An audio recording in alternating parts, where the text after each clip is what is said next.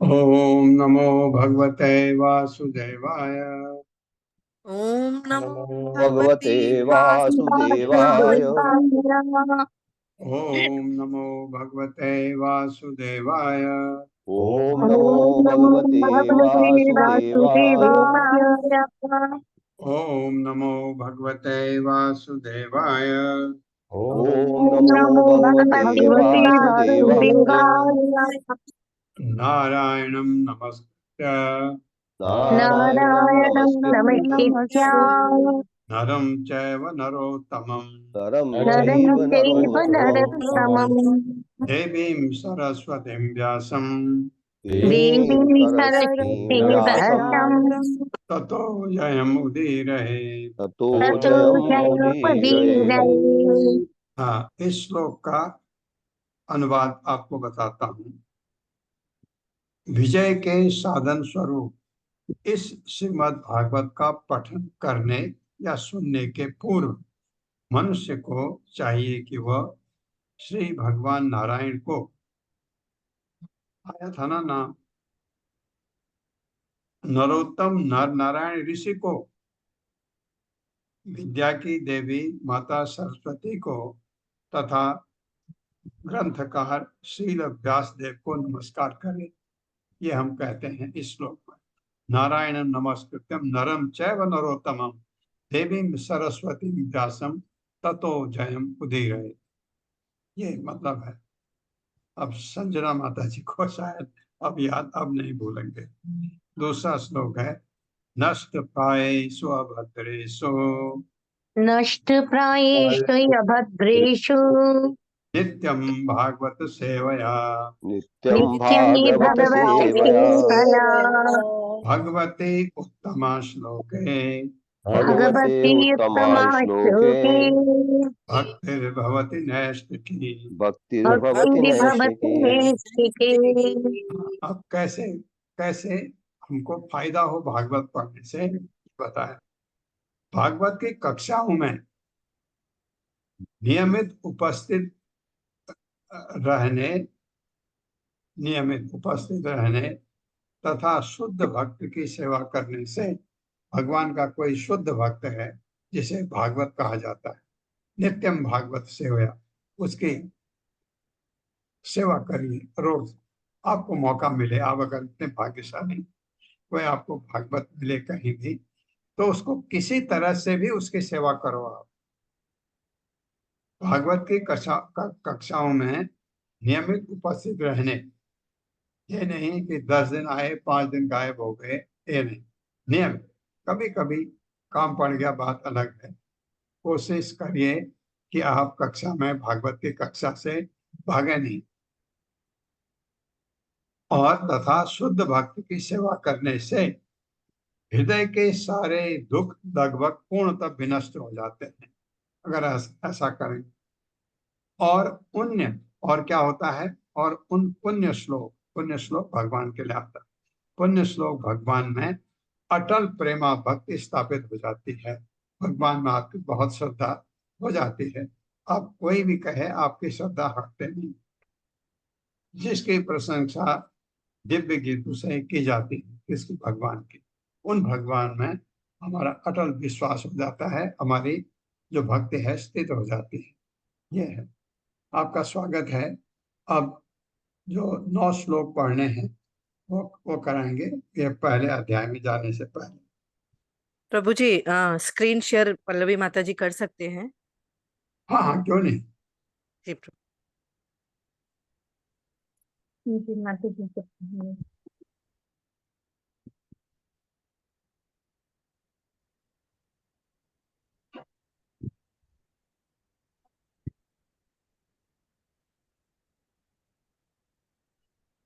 आप शुरू कर दीजिए माता जी, तब तक टर्न दे दीजिए। मैं आपको होस्ट बना दूं माता जी? नहीं प्रभु जी, तो होस्ट करना है। प्रभु जी जाए। को होस्ट भी शेयर कर सकते हैं। हाँ बस ठीक है। सिर्फ आप स्क्रीन आप स्क्रीन हटा दीजिए तो पल्लवी माता जी फिर डालेंगे।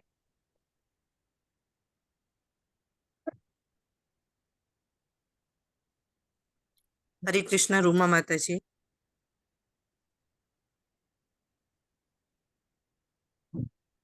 दिख रही है माता जी स्क्रीन?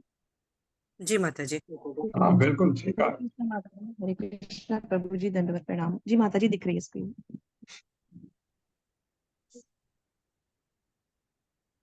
पढ़ूं प्रभु जी? हाँ शुरू करिए।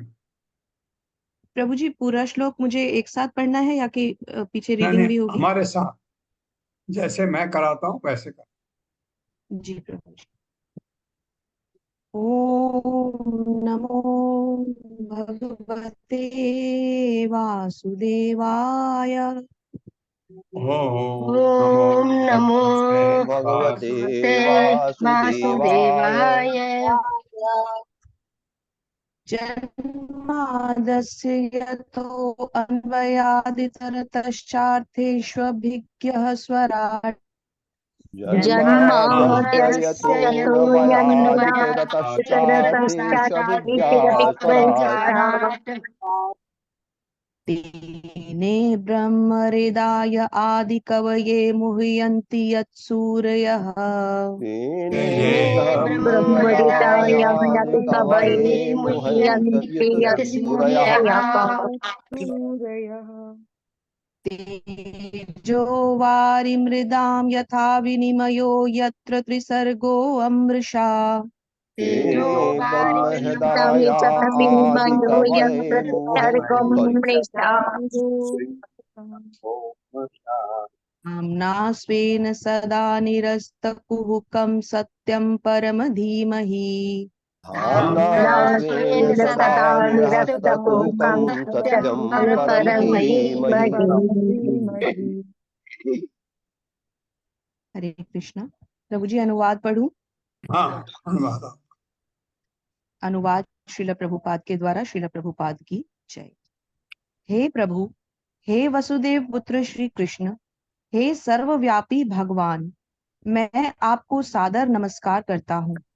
मैं भगवान श्री कृष्ण का ध्यान करता हूँ क्योंकि वे परम सत्य हैं और व्यक्त ब्राह्मणों की उत्पत्ति, पालन तथा संहार के समस्त कारणों के आदि कारण हैं। व्यक्त ब्रह्मांडों की।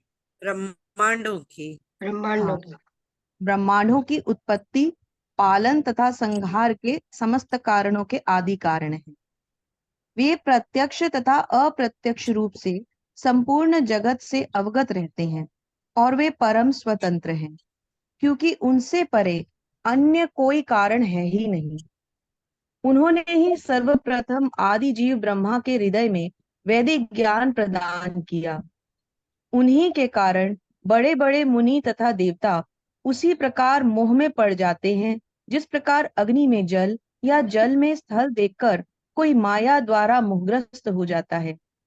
उन्हीं के कारण ये समस्त भौतिक ब्रह्मांड, जो प्रकृति के 3 गुणों की प्रतिक्रिया के कारण अस्थायी रूप से प्रकट होते हैं, वास्तविक लगते हैं, जबकि ये अवास्तविक होते हैं। अतः मैं उन भगवान श्री कृष्ण का ध्यान करता हूँ, जो भौतिक जगत के भ्रामक रूपों से सर्वथा मुक्त अपने दिव्य धाम में निरंतर वास करते हैं। मैं उनका ध्यान करता हूँ, क्योंकि वे ही परम सत्य हैं। हरे कृष्ण प्रभु जी। दूसरा श्लोक। हरे कृष्णा रीता कथुरिया माता जी। हरे कृष्णा प्रभु जी। हरे कृष्णा सभी को। धर्म प्रोजित कैतवो अत्र धर्मो रचितैतवोऽत्र कर्मो निर्मत्सराणां सताम् कर्मो निर्मत्सराणां सतम् वेद्यं वास्त्वम् अत्र वस्तु वेद्यं वास्तवम् अत्र वस्तु शिवदं तापत्रयोन्मूलनम् शिवदमितापत्रयोन्मूलनम् श्रीमद्भागवते महामुनि कृते श्रीमद्भगवते महामुनिकृते किं वा परैरीश्वरः किं वा परैरीश्वरः सद्यो हृदे अवरुध्यते अत्र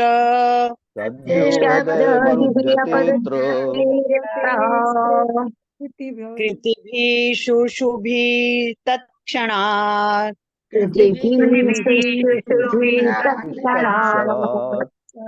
अनुवाद। यह भागवत पुराण भौतिक कारणों से प्रेरित होने वाले समस्त धार्मिक कृत्यों को पूर्ण रूप से बहिष्कृत करते हुए सर्वोच्च सत्य का प्रतिपादन करता है, जो पूर्ण रूप से शुद्ध हृदय वाले भक्तों के लिए बोधगम्य है।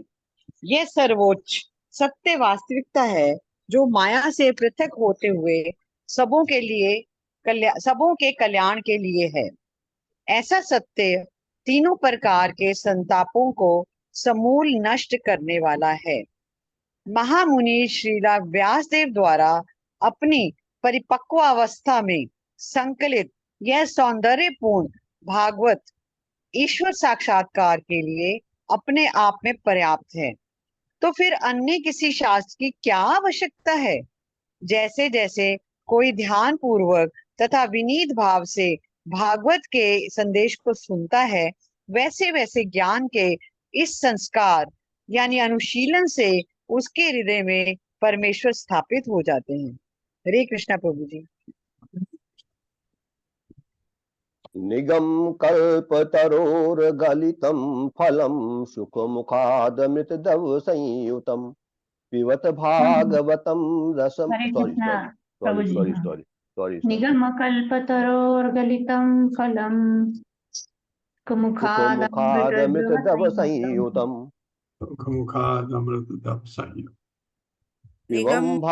पिबत भागवतं रसमालयम् मुहुरहो रसिका भुवि भावुकाः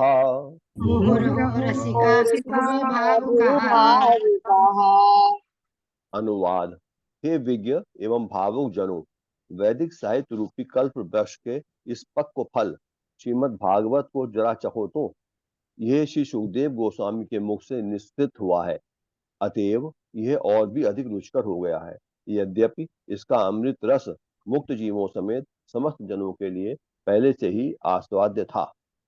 हरे कृष्ण प्रभु जी। हरे कृष्ण। हरे कृष्ण। हरे कृष्ण ललिता माता जी। जी माता जी, दंडवत प्रणाम प्रभु जी। माता जी, एते चांश कलाः पुंसः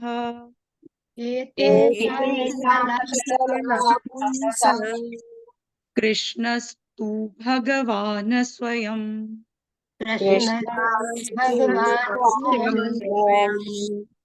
इंद्रारिव्याकुलं लोकम्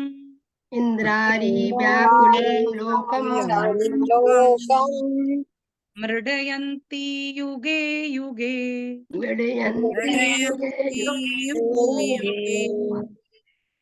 अनुवाद। उपर्युक्त सारे अवतार या तो भगवान के पूर्ण अंश या पूर्णांश के अंश यानी कलाएं हैं, लेकिन श्री कृष्ण तो आदि पूर्ण पुरुषोत्तम भगवान हैं, जो सब विभिन्न लोकों में नास्तिकों द्वारा उपद्रव किए जाने पर प्रकट होते हैं। भगवान आस्तिकों की रक्षा करने के लिए अवतरित होते हैं। हरे कृष्ण। हरे कृष्ण। सुमन माता जी। हरे कृष्णा प्रभु जी, दंडवत प्रणाम। जन्म गुह्यम भगवतो जन्म गुह्यम भगवतो या एतत् प्रियतो नरः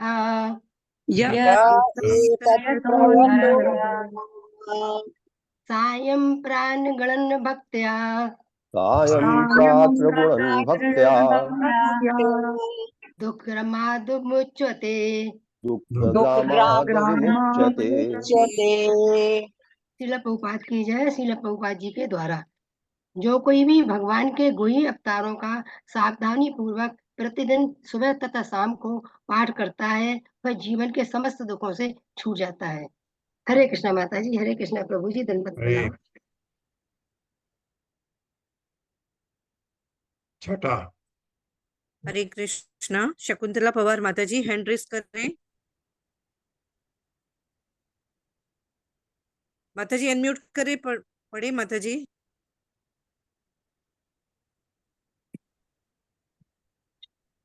हरे कृष्णा।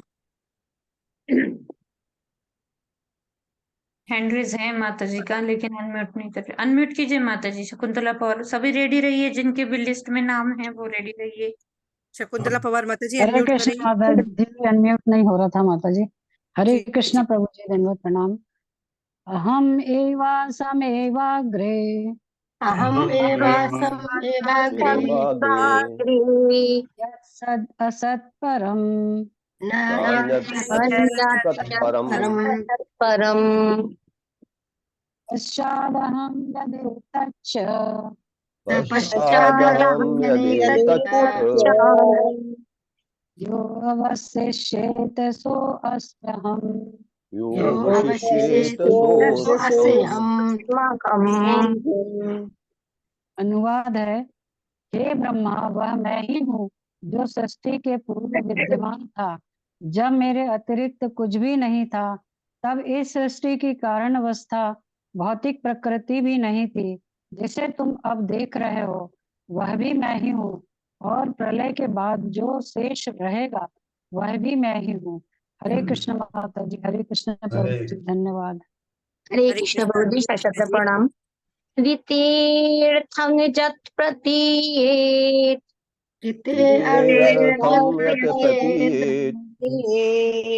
प्रतीयेत् चयात्मनि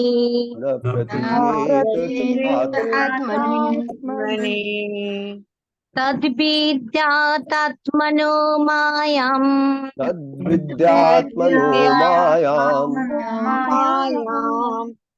यथा भाषो यथा तमः।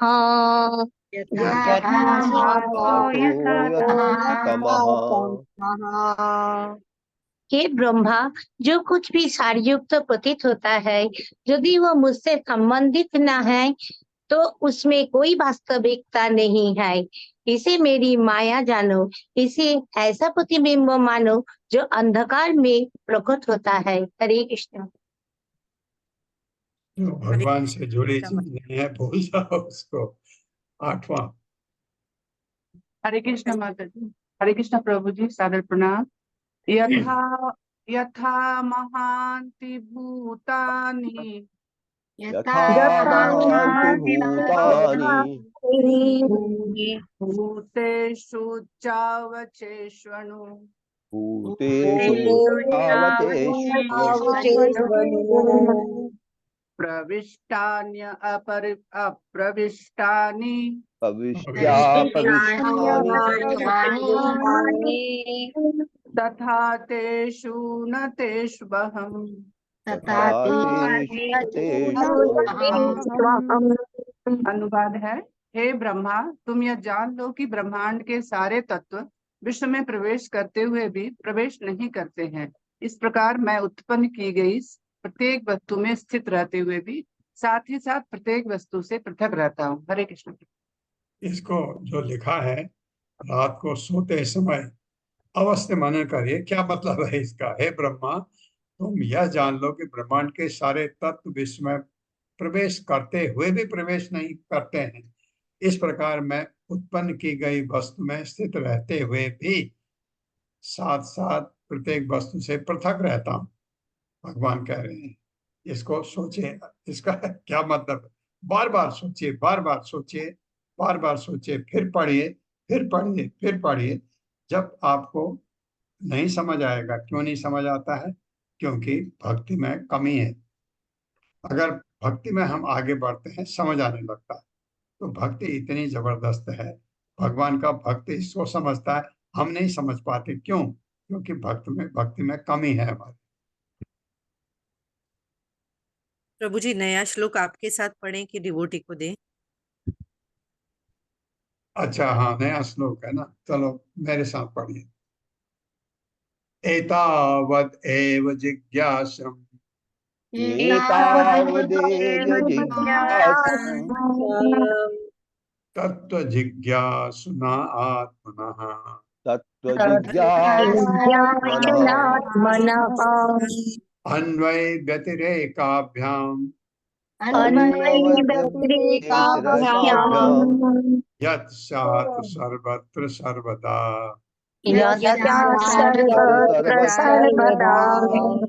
हाँ, मेरे ख्याल से ये श्लोक एक बार हम सोनिया माता जी के साथ सुने तो अच्छा है। माता जी पढ़ेंगे?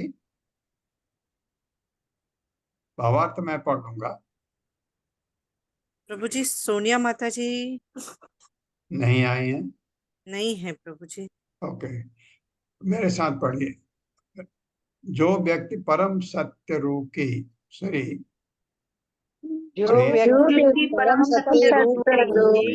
श्री भगवान की खोज में लगा हो, श्री भगवान की खोज में लगा हो, उसे चाहिए कि वह समस्त परिस्थितियों में सर्वत्र और सर्वदा प्रत्यक्ष तथा अप्रत्यक्ष दोनों ही प्रकार से इसकी खोज करें। हाँ, जो पीएचडी करना चाहते हैं, जो रिसर्च करना चाहते हैं, इसमें करें। ये जो व्यक्ति परम सत्य भगवान की खोज में लगा हो, उसे चाहिए कि समस्त परिस्थितियों में सर्वत्र और सर्वदा हमेशा प्रत्यक्ष तथा अप्रत्यक्ष दोनों ही प्रकार से खोज करें। तो आपका स्वागत है। अब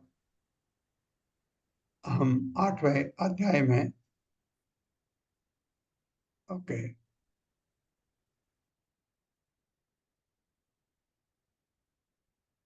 8वें अध्याय में प्रवेश करते हैं। इसमें आपका स्वागत है। माता जी पढ़वाइए ये ब्रह्मांड के प्रशासक मनु। हरे कृष्णा माता जी। हरे कृष्ण माता जी। हरे कृष्ण प्रभु जी। शिल प्रभुपाद की जय। शिल प्रभुपाद द्वारा चैप्टर 1, ब्रह्मांड के प्रशासक मनु। सर्वप्रथम मैं अपने गुरु कृष्ण मूर्ति श्री श्रीमद भक्ति सिद्धांत सरस्वती गोस्वामी प्रभुपाद के चरण कमलों में विनम्र सादर प्रणाम नमस्कार करता हूँ। 1935 में जब वे राधा कुंड में रुके हुए थे तो मैं बम्बई में उनके दर्शन करने गया था। उस समय उन्होंने मंदिर बनवाने तथा पुस्तकें प्रकाशित करने के संबंध में मुझे अनेक महत्वपूर्ण आदेश दिए थे। उन्होंने स्वयं मुझसे कहा था कि पुस्तकें प्रकाशित करना मंदिरों के बनवाने के कहीं अधिक महत्वपूर्ण है। निसंदेह वे आदेश मेरे मन में अनेक ऊपर वाले लाइन अनेक वर्षों वर्षों तक तक बने रहे। बने रहे। मैंने 1944 में अपने बैक टू गॉडहेड पत्रिका का प्रकाशन प्रारंभ किया और 195 में जब मैं अपने पारिवारिक जीवन से विरक्त हो गया तो मैंने दिल्ली में श्रीमद् श्रीमद् भागवत का प्रकाशन प्रारंभ किया। जब भारत में श्रीमद् भागवत के 3 खंड छप चुके थे तो मैं 13 अगस्त 1965 को संयुक्त राज्य अमेरिका के लिए रवाना हो गया। अपने गुरु के सुझाव के अनुसार मैं पुस्तकों के प्रकाशन का निरंतर प्रयत्न कर रहा हूँ। अब इस वर्ष 1976 में मैंने श्रीमद् भागवतम का 7वां स्कंद पूरा किया है और 10वें स्कंद का सारांश लीला पुरुषोत्तम श्री कृष्ण के नाम से पहले ही प्रकाशित हो चुका है। अब भी 8, 9, 10, 11 तथा 12 स्कंदों का प्रकाशन शेष है।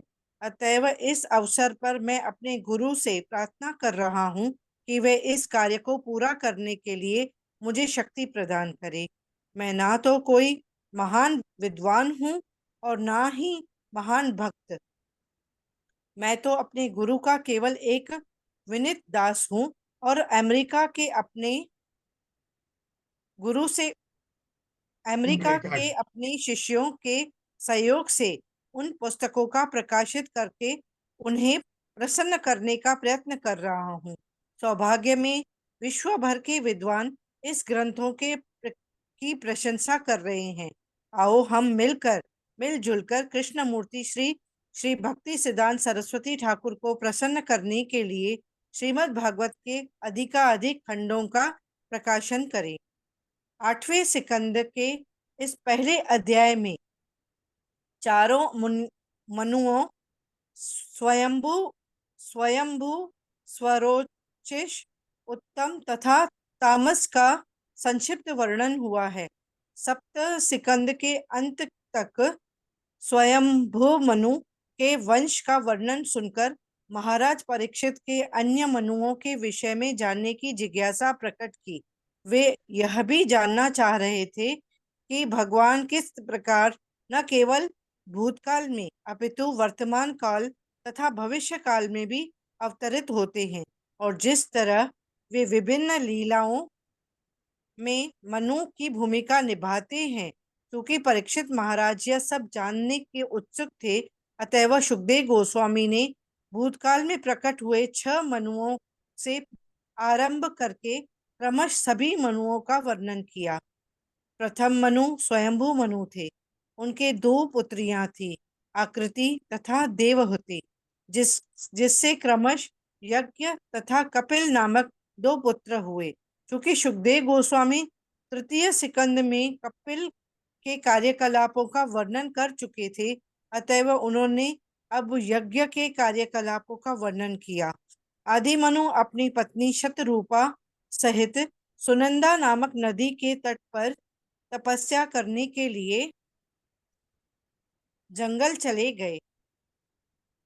उन्होंने वहां 100 वर्षों तक तपस्या की। तभी मनु ने समाधि में ही भगवान की स्तुतियां तैयार की। तब राक्षसों तथा असुरों ने उन्हें निगल जाने का प्रयास किया, किंतु यज्ञ ने अपने पुत्रों यामों तथा देवताओं की सहायता से उन्हें मार डाला। अब यज्ञ ने स्वर्ग लोगों के राजा इंद्र का पद स्वयं ग्रहण कर लिया। दूसरे मनु का नाम स्वरोचिष था और वे अग्नि के पुत्र थे। उनके पुत्रों में द्रुमत, सुषेण तथा रोचष्मत मुख्य थे। इस मनु के युग में रोचन स्वर्गलोकों का राजा इंद्र बना और शुषित इत्यादि अनेक देवता हुए। अनेक यथा पुरुष भी थे, यथा ऊर्ज तथा स्तंभ उन्हीं में वेदशिरा तथा जिसकी पत्नी सुशिता ने विभु को जन्म दिया। विभु ने 88,000 दृढ़ व्रतों अर्थात साधु पुरुषों का आत्म संयम तथा तपस्या का उपदेश किया। तृतीय मनु प्रियव्रत का पुत्र उत्तम था। उसके पुत्रों में पवन, संजय तथा यज्ञहोत्र इत्यादि थे। इस मनु के राज्यकाल में वशिष्ठ के पुत्रों में प्रमद इत्यादि सप्त ऋषि थे। सत्य, देवश्रुत तथा भद्रगण देवता बने और सत्यजीत इंद्र बना। धर्म की पत्नी सुनुत्रा के गर्भ में सत्यसेन के रूप में भगवान उत्पन्न हुए, जिन्होंने सत्यजीत से युद्ध करने वाले यक्षों तथा राक्षसों का वध किया। तृतीय मनु का भाई तामस चतुर्थ मनु बना। उसके 10 पुत्र हुए, जिसमें पृथु, ख्याति, नर तथा केतु प्रमुख थे। उसके राज्यकाल में सत्यकरण, हरिगण, वीरगण तथा अन्य देवता हुए। सप्त ऋषियों में ज्योतिर्धाम मुख्य था और त्रिशिख इंद्र बना। हरिमेधा के ही अपनी पत्नी हरिणी के गर्भ से हरि नामक पुत्र उत्पन्न हुआ। भगवान के इन्हीं अवतार हरि ने अपने भक्त गजेंद्र को बचाया। यह घटना गजेंद्र मोक्ष के नाम से वर्णित है। इस अध्याय के अंत में परीक्षित महाराज इस घटना के विषय में विशेष जिज्ञासा करते हैं। हरे कृष्ण प्रभु जी। हरे कृष्णा, हरे कृष्णा। एक चीज का ध्यान रखिएगा, ये जो पहला वर्जन है, ये जो हमारे पास है, इसमें गलतियां भी हैं। और इसमें 8वें स्कंद में अब पहले एक जगह देखा आपने 5 गायब था, जो हमारा न्यूमरल है 5, इसमें 8 गायब है। जो यहाँ आपने बैक टू गॉडहेड पत्रिका का प्रसार 1944 में अपनी बैक टू गॉडहेड पत्रिका का प्रकाशन प्रारंभ किया प्रभुपाद ने, और 195 नहीं, ये शायद 1958 होगा। 1958 में जब मैं अपने पारिवारिक जीवन से विरक्त हो गया, 1958 में शायद प्रभुपाद घर से निकल गए थे। तो ये इसका एक ध्यान रखिएगा, 8 बहुत जगह पर गायब होगा। एक ये पहले वर्जन में, लेकिन आपके पास दूसरा वर्जन है वो ठीक है, और इंग्लिश में है तो उसमें कोई गलती नहीं, हिंदी में ट्रांसलेशन में ये एक चीज गई है। दूसरा, एक जगह यहाँ पर आया है स्वयं व मनु की 2 पुत्रियां थी। आप किसी के कहते हैं ना, जैसे किसी आदमी के 10 बेटे हैं, एक बेटा कोई नाम है उसका, कुछ भी नाम है, मान लीजिए अशोक नाम है, उसने बहुत काफी काम किया जिसकी वजह से उसका नाम आता है, तो आप क्या कहेंगे? उनका एक बेटा था अशोक, का मतलब उनका एक ही बेटा नहीं था, उनके 10 बेटे थे, लेकिन आप क्योंकि उनकी बात कर रहे हैं। इसी तरह से स्वयं व मनु की 2 बेटियां करके यहाँ लिखा हुआ है, तो आपको लगेगा गलत नहीं है, वो 2 बेटियों की बात हो रही है, इसलिए 2 कहा गया। स्वयं व मनु की 3 बेटियां थी, आकृति, देवहूति, प्रसूति। प्रसूति का यहाँ वर्णन नहीं, आपको पता है प्रसूति दक्ष की पत्नी थी, दक्ष से शादी हुई थी उसकी, बहुत ही महान कार्य किया उसने। उस समय प्रजापति को बच्चे पैदा करने थे, और दक्ष उसमें, दक्ष नाम ही इसलिए पड़ा, वो इस काम में दक्ष था, और दक्ष वो था, उसी तरह उसकी वाइफ भी दक्ष थी, क्योंकि इतने बच्चे आप जानते हैं, बच्चा पैदा करना कोई खेल काम नहीं है, हजारों बच्चे पैदा करना, तो ऐसा लगता है अभी कि ये कहानी है, ये काल्पनिक कहानी है, इसलिए लोग कहते हैं ये काल्पनिक। ऐसा हो सकता है, कहीं हो सकता है, ये गलत थोड़ी लिखा जाता भागवतम में। तो प्रसूति का वर्णन नहीं है, क्योंकि 2 बेटियों से पुत्र हुए, जो एक एक आकुति का वर्णन आया, एक देवहूति का आया। देवहूति से कपिल पैदा हुए और भगवान के रूप में, और आकुति से यज्ञ पैदा हुए। तो इसलिए आपको कहीं लगेगा ये 2 बेटियां क्यों, उनकी तो 3 बेटियां थी। तो ये मैं आपको कहना चाह रहा था। और ये प्रियव्रत, आपको पता है उनके प्रियव्रत में जो स्वयंभू मनु के 2 पुत्र थे। पहला बड़ा बेटा प्रियव्रत था, दूसरा उत्तानपाद था। प्रियव्रत पहले से ही तपस्या में लीन थे। उन्होंने ये भौतिक जगत में आने का कोई इच्छा नहीं जताई। तो इसलिए उत्तानपाद के ने शादी करवाई उन्होंने। उत्तानपाद के 2 पत्नियां थी। बड़ी पत्नी से ध्रुव पैदा हुए थे, वो वर्णन हमने सब सुना है। आकृति का वर्णन अब आ रहा है। आकृति से यज्ञ पैदा हुए। एक बड़ा सॉरी,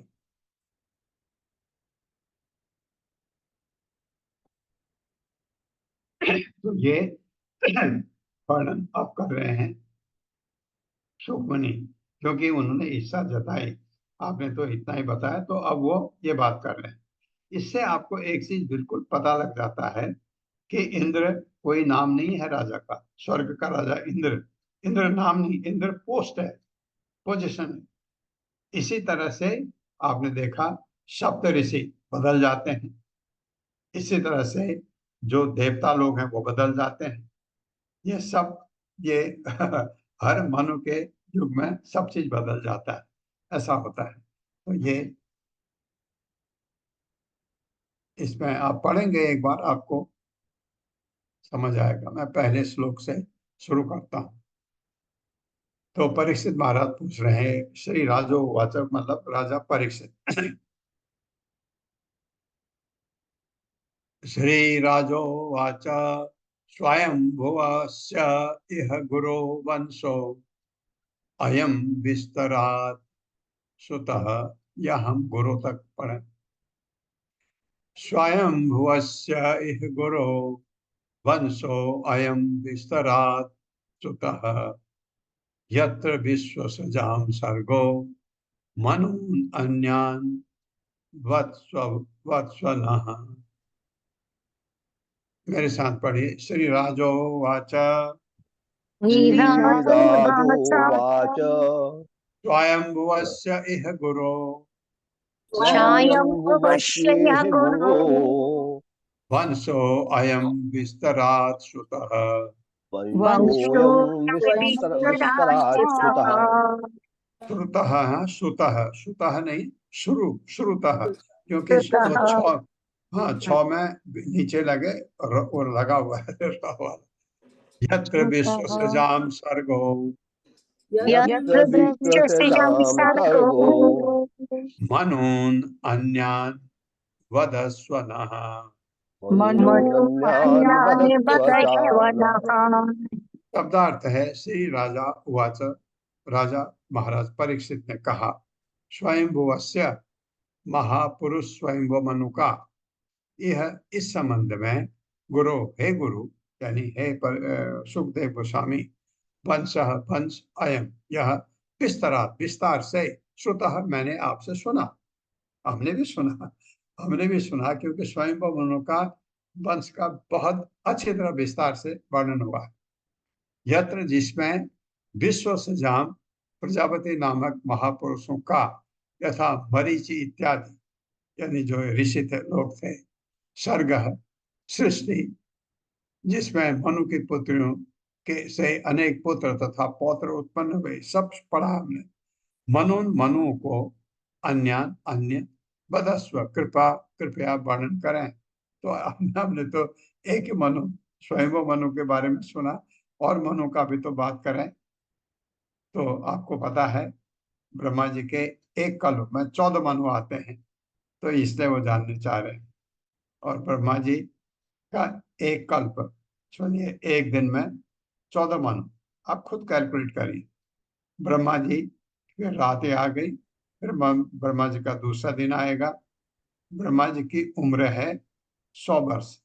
ब्रह्मा जी का 100 वर्ष उनके अपने वर्षों के हिसाब से। एक दिन में अगर 14 मनु आते हैं तो 30 दिन में कितने मनु आएंगे? 30 से गुणा करिए 14 को, इतने मनु आएंगे। फिर 12 महीने में कितने मनु आएंगे? 12 से गुणा करिए, एक वर्ष में इतने मनु पैदा होंगे, इतने मनु आएंगे। और 100 वर्ष है, उसको 100 से गुणा करिए तो हजारों में मनु आते हैं।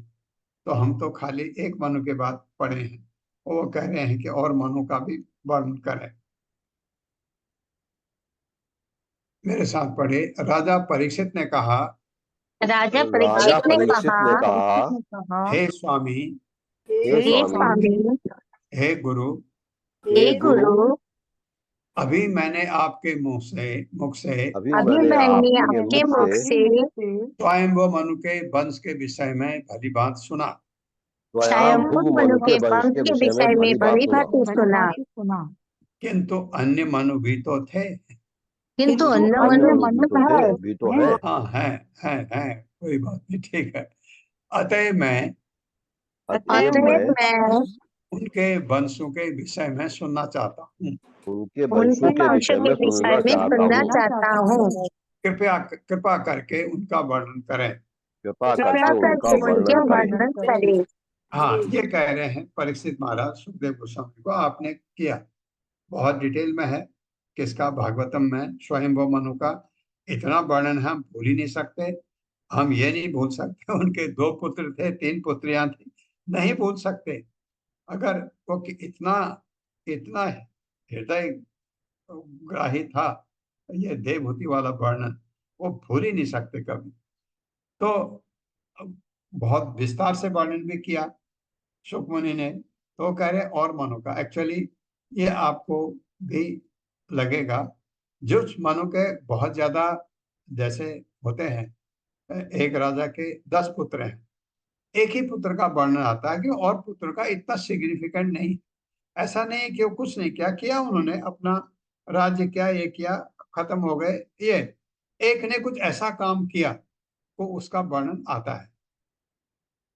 जैसे ध्रुव महाराज का इतना वर्णन आया क्योंकि उन्होंने काम ही ऐसा किया था। तो इसी तरह से प्रियव्रत का वर्णन आया, क्योंकि प्रियव्रत तो चाहते ही नहीं थे, जबरदस्ती उनको घसीट के लाए उन्होंने। जब राजा कार्यभार संभाला, उन्होंने शादी की, बच्चे भी पैदा हुए। उन्होंने फिर दूसरी शादी भी की, दूसरी शादी से 3 बेटे पैदा हुए। तीनों बेटे मनु बने, महान ज्ञानी थे, महान 3। उसमें मैंने आपसे प्रश्न किया था कि 3 बेटे मनु बने। आप देखते हैं पहले अभी वर्णन आएगा, एक के बाद एक मनु की उम्र करीब करीब 30-31 करोड़ वर्ष होती है। और दूसरा बेटा तो मनु उसके बाद बनेगा, तो उसको इतने साल वेट करना पड़ा और 30-31 करोड़ वर्ष फिर वो राज्य करेगा। तीसरा बेटा मनु बनने तक उसको तो 100 से भी ज्यादा करोड़ वर्ष तक रहना पड़ेगा। ये मैंने आपसे कहा था कि वो तपस्या करते हैं तो उनकी उम्र बढ़ती जाती। ये बात मैंने अंदाजे से कहा था आपको शायद, तो ये सही है। मैंने एक जो भागवतम जिनको पूरी याद है, उनका तबीयत बहुत खराब हो गई थी, अभी भी खराब है, लेकिन अब वो मेरे प्रश्नों का उत्तर दे देते हैं। उन्होंने कहा नहीं, बिल्कुल आपने ठीक सोचा है कि तपस्या करते हैं, और उन्होंने दूसरा और ऐड किया, और उनकी ट्रेनिंग भी होती है। उनको अपने वो शिक्षा लेते हैं मनु बनने के लिए, जो चीज चाहिए उसके लिए ये चीज उन्होंने ऐड किया। और तो ये कह रहे हैं परीक्षित महाराज। दूसरा श्लोक पढ़ता हूं। मन्वंतरे हरे जन्म कर्माणि च महीयसः गृह्णन्ति कवयो ब्रह्मन् तानि नो वद शृण्वताम्। मेरे साथ पढ़िए। मन्वंतरे हरे जन्म मन्वंतरे हरे जन्म कर्माणि च महीयसः कर्माणि च महीयसः गृह्णन्ति कवयो ब्रह्मन् गृह्णन्ति कवयो ब्रह्मन् तानि नो वद शृण्वताम्। तानि नो वद शृण्वताम्। शब्दार्थ है मनवंतरे, मनवंतरों के परिवर्तन के समय एक मनुष्य से दूसरा मनु बनने का अंतराल। हरे भगवान का जन्म प्राकट्य कर्माणि तथा कर्म च भी महीयसः अत्यंत यशस्वी का गृह्णन्ति वर्णन करते हैं कवयः विद्वान पुरुष जिन्हें पूर्ण बुद्धि है। ब्राह्मण हे विद्वान ब्राह्मण सुखदेव गोस्वामी तानि उन सबों को न हमसे वध कहिए श्रवताम सुनने के इच्छुक हम बताइए। मेरे साथ पढ़े हे विद्वान ब्राह्मण हे विद्वान ब्राह्मण ब्राह्मण सुखदेव गोस्वामी सुखदेव गोस्वामी बड़े बड़े विद्वान पुरुष बड़े बड़े विद्वान पुरुष जो नितांत बुद्धिमान हैं जो नितांत बुद्धिमान है विभिन्न मनवंतरों में भगवान के कार्यकलापों का तथा भगवान के कार्यकलापों का उनके प्राकट्य का वर्णन करते हैं। उनके प्राकट्य का वर्णन करते हैं। हम इन वर्णनों को सुनने के लिए हम इन वर्णनों को सुनने के लिए अत्यंत उत्सुक हैं।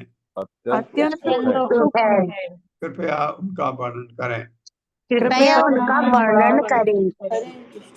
तात्पर्य माता। हरे कृष्णा सुधादेवी माता जी। हरे कृष्णा माता जी। हरे कृष्णा प्रभु जी, दंडवत प्रणाम। पढ़िए। श्री शील प्रभुपाद जी की जय। तात्पर्य शील प्रभुपाद जी के द्वारा भगवान के अनेक प्रकार के अवतार होते हैं, जिनके अंतर्गत गुण अवतार, मनवंतर अवतार, लीला अवतार तथा युग अवतार आते हैं और इन सब का वर्णन शास्त्रों में हुआ है। शास्त्रों के संदर्भ के बिना किसी को भी भगवान का अवतार स्वीकार करने का प्रश्न ही नहीं उठता। अतएव जैसा कि यहाँ पर विशेष उल्लेख है, गृह्णन्ति कवयः, पूर्ण बुद्धिमान एवं बड़े बड़े विद्वान व्यक्ति विभिन्न अवतारों के विवरणों को स्वीकार करते हैं। इस समय विशेष रूप से भारत में अनेक धूर्त अपने को अवतार होने का दावा करते हैं और लोगों को गुमराह करते हैं। अतएव अवतार की पहचान की पुष्टि शास्त्रों के विवरणों तथा उनके विलक्षण कार्यकलापों से की जानी चाहिए।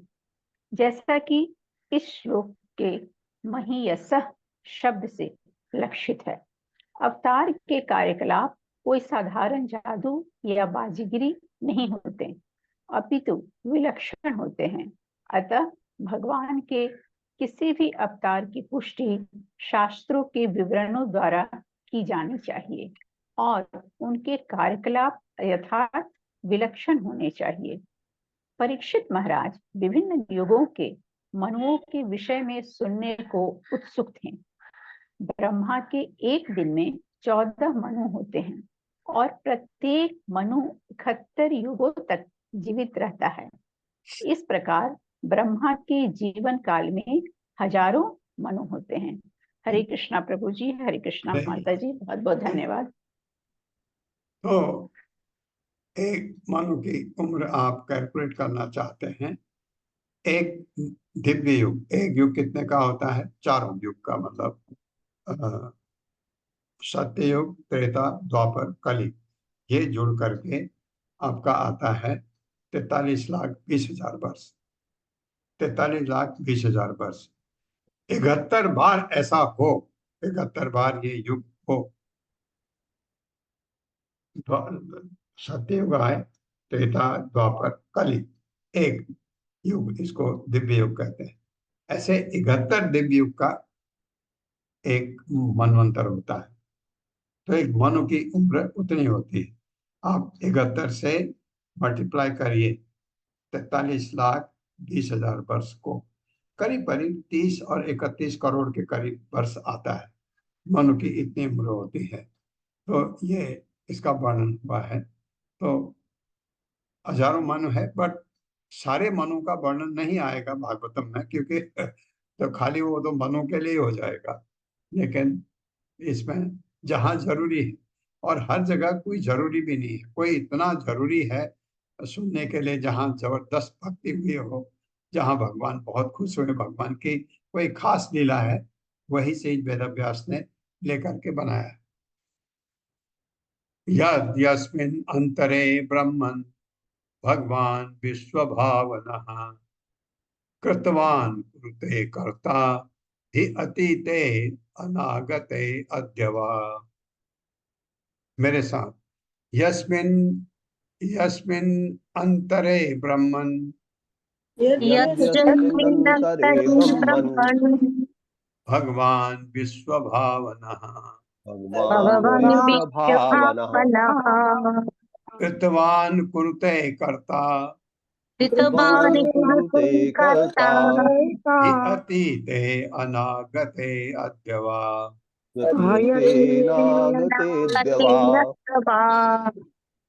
शब्दार्थ है यत, जो भी कार्यकलाप, यस्मिन, किसी विशेष युग में, अंतरे, मनवंतर में, ब्रह्मन, हे ब्राह्मण, भगवान, भगवान, विश्व भावना, इस दृश्य जगत को उत्पन्न करने वाला, कृतवान, किया गया, कुरुते, कर रहा है, करता तथा करेगा, ही निसंदेह, अतीते, भूतकाल में, अनागते, भविष्य में, अद्य, वर्तमान में, व अथवा।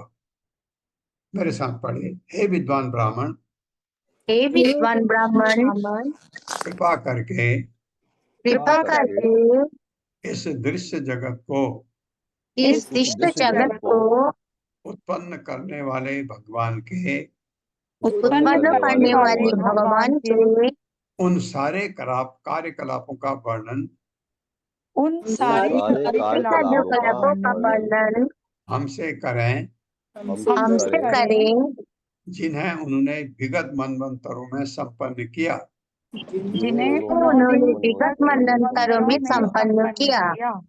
जो वे वर्तमान में संपन्न कर रहे हैं,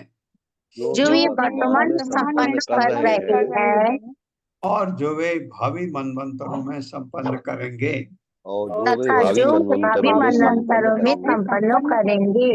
हाँ, वो भी बताइए, जो है वो भी बताइए, जो आगे होगा वो भी बताइए। तात्पर्य माता जी। श्री कृष्णा सत्येंद्र प्रभु जी। हरे कृष्णा प्रभु जी, हरे कृष्णा माता जी। तात्पर्य श्रील प्रभुपाद जी द्वारा। श्रील प्रभुपाद जी की जय। भगवत गीता में भगवान ने कहा है कि युद्ध भूमि में उपस्थित स्वयं वे तथा अन्य सारे जीव भूतकाल में विद्यमान थे, वे इस समय उपस्थित है और भविष्य में भी स्थित रहेंगे। भूत, वर्तमान तथा भविष्य भगवान तथा सामान्य जीवों के लिए सदैव रहते हैं। नित्यो नित्यायाम चेतना श्वेता ज्ञानम। भगवान तथा जीव दोनों ही शाश्वत तथा सचेतन है। जीव दोनों ही शाश्वत तथा सचेतन है, किंतु इनमें अंतर यह है कि भगवान असीम है जबकि जीव सीमित है। भगवान प्रत्येक वस्तु के सृष्टा है, और यद्यपि जीव उत्पन्न नहीं किए जाते अपितु वे भगवान के साथ नित्य आए हैं, नित्य रहते आए हैं, किंतु उनके शरीर उत्पन्न होते हैं जबकि भगवान का शरीर उत्पन्न नहीं होता। भगवान तथा उनके शरीर में कोई अंतर नहीं होता, लेकिन बदजीव शाश्वत होते हुए भी अपने शरीर से भिन्न होता है। ये अंतर है, ये अंतर है। भगवान दिव्य है और जीव भी दिव्य है। जीव का मतलब जीव आत्मा। फर्क क्या है? भगवान असीम है, वो बहुत छोटा है हमारे शरीर में, और ये आत्मा हमारे शरीर को, शरीर बदलते रहती है। भगवान का ऐसा नहीं होता, क्योंकि वो पूरे दिव्य है, शरीर बदलने की जरूरत नहीं पड़ती। भगवान का पूरा शरीर दिव्य है, हमारा सिर्फ आत्मा दिव्य है। ये आत्मा जब शरीर पूरा बुढ़ा हो जाता है, खत्म हो जाता है, शरीर को छोड़ के दूसरे शरीर में चली जाती है। ये आत्मा देहांतरण करती रहती है। हाँ, एक ही बार नहीं करेगी।